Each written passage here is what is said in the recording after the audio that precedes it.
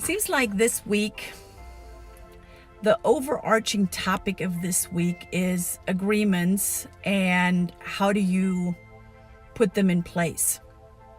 So several of my clients, not just one or two, it's really interesting, came to me this week and said, hey, can we schedule a conversation around agreements? And, going through some things with some clients after the fact and, want to put an agreement in place.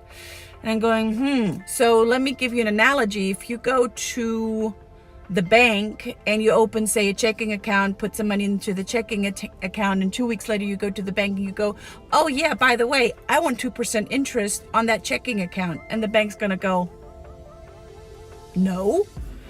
It's the same with your business agreements. It's the same with your agreements that you put in place.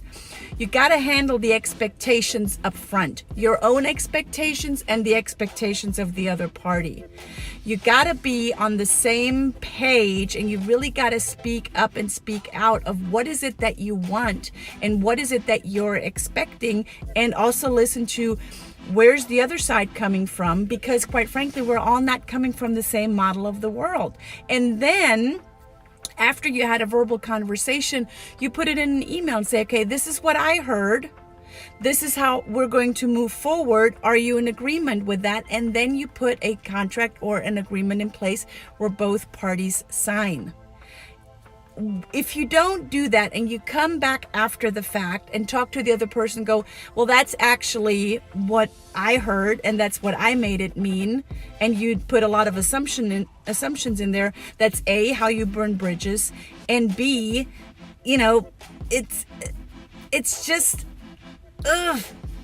learn from it.